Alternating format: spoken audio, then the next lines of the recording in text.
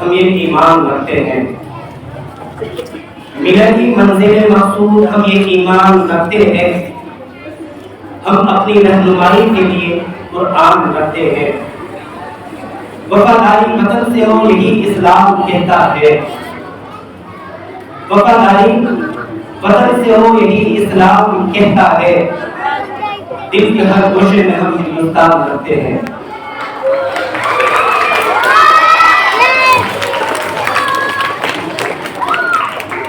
آج کے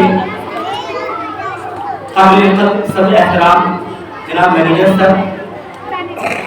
اور قابل قدر پرنسپل میم اور تمام خصوصی مہمان اور تمام ٹیچرز، اسٹاف اور میرے پیارے پیارے بچوں، آج 15 اگست ہے اور آپ کو معلوم ہے کہ ہمارے ملک میں 2 دن قومی تہوار کے طور پر پورے ہندوستان میں، ہندوستان کے کونے کونے میں، گوشے گوشے میں یہ قومی تہوار منایا جاتا ہے، جبکہ ہندوستان میں مختلف مذاہب ہیں، مختلف دھرم کے لوگ ہیں، لیکن یہ ایسا تہوار قومی تہوار ہے جو تمام خطے کو الگ رکھ کر کے ایک جٹ ہو کر کے اس تہوار کو ہم مناتے ہیں۔ اور آپ کو معلوم ہے یہ تمام جگہوں پر، چاہے وہ دیہات کا علاقہ ہو یا شہر کا علاقہ ہو یا جنگل کا علاقہ ہو، ہر جگہ پر 15 اگست بہت ہی دھوم دھام سے منایا جاتا ہے۔ اور آج اسی خوشی میں، یعنی جشن یوم آزادی منانے کے لیے آج یہاں ہم اکٹھے ہوئے ہیں۔ اسی خوشی کے موقع پر آج ہم ان تمام شہیدوں کو، ان تمام وطن کے عظیم رہنماؤں کو یاد کرتے ہیں جن لوگوں نے اس وطن کو آزاد کرانے کے لیے لاٹھیاں کھائی اور ڈنڈے کھائے اور کئی بار جیل گئے، سولی کے پھندوں کو چوما، اسی آزادی کی خاطر جو آج ہم منا رہے ہیں۔ اس آزادی کے شروعاتی دور کے بدلاؤں میں جو سب سے پہلا نام آتا ہے وہ بنگال کے نواب سراج الدولہ، اور اسی طرح سے شہید اعظم شیر میسور ٹیپو سلطان کا نام آتا ہے، مولانا احمد اللہ شاہ، مولانا حسین احمد مدنی، مولانا رشید احمد گنگوہی، مولانا قاسم نانوتوی، شہید اشفاق اللہ خان، جنرل شہباز حسین اور پنڈت جواہر لال نہرو، مہاتما گاندھی اور بے شمار عظیم اور بڑے بڑے رہنما شامل ہیں۔ میرے عزیز اور پیارے بچوں، آزادی ہند کی تاریخ کا ایک وہ بھی باب ہے، وہ انقلاب آموز سبق ہے، وہ ہے تحریک ریشمی رومال۔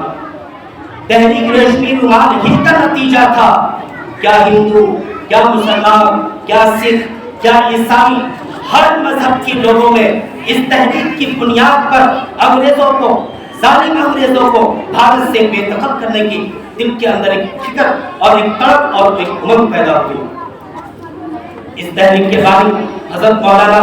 عبید اللہ سندھی تھے، جن کی قیادت میں حضرت مولانا محمود الحسن دیوبندی رحمۃ اللہ علیہ ہمیشہ یہ اعلان کرتے تھے، چیخ چیخ کر کے کہا کرتے تھے کہ اس ظالم انگریزوں کو کس طرح سے ہندوستان سے باہر بھگایا جائے، اس ہندوستان سے ان کو کیسے بے دخل کر دیا جائے۔ ہمیشہ فکر مند رہا کرتے تھے، ہمیشہ متحرک رہا کرتے تھے، اعلان کرتے تھے، بے چین رہا کرتے تھے، بے سکون رہا کرتے تھے۔ اس آزادی کو آگے بڑھانے میں بہت سے لوگوں نے بلیدان دیا، حصہ لیا، جس میں شہید اشفاق اللہ خان، جنرل شہنواز حسین، ڈاکٹر بھیم راؤ امبیڈکر، پنڈت جواہر لال نہرو، مہاتما گاندھی اور بے شمار لوگوں نے اس تحریک کو، اس یدھ کو آگے بڑھایا۔ میرے عزیز اور بچوں، یہ ہندوستان کی لڑائی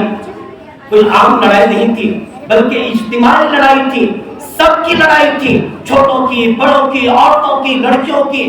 بزرگوں کی، ہر ایک کی، سکھ کی، عیسائی کی، ہندو کی، مسلم کی، سب کی ایک اجتماعی لڑائی تھی۔ بڑی مشکلوں کے بعد، بڑی جد و جہد کے بعد، بڑی چاہتوں کے بعد، بڑی قربانیوں کے بعد، بڑی خواہشوں کے بعد ہندوستان کو یہ آزادی ملی ہے۔ بڑی قربانیاں دی ہیں ان لوگوں نے، کہیں پھانسی کے پھندے پر چڑھے تو کہیں گولیوں میں ان کو بند کر دیا جاتا تھا اور اس پر گولی کا نشانہ لگایا جاتا تھا۔ حضرت مولانا ولی رحمانی رحمۃ اللہ علیہ لکھتے ہیں کہ سن 1857 میں 29,000 لوگوں کو دلی کے چاندنی چوک، لال قلعے اور جامع مسجد کے بیچوں بیچ مار دیا گیا تھا، ان کو شہید کر دیا گیا تھا۔ یہ آزادی ہمیں یوں ہی نہیں ملی ہے، اس لیے آج ہم یہ پکا عہد کریں، قسم کھا کر کے جائیں کہ ہم اس ہندوستان کی حفاظت کریں گے۔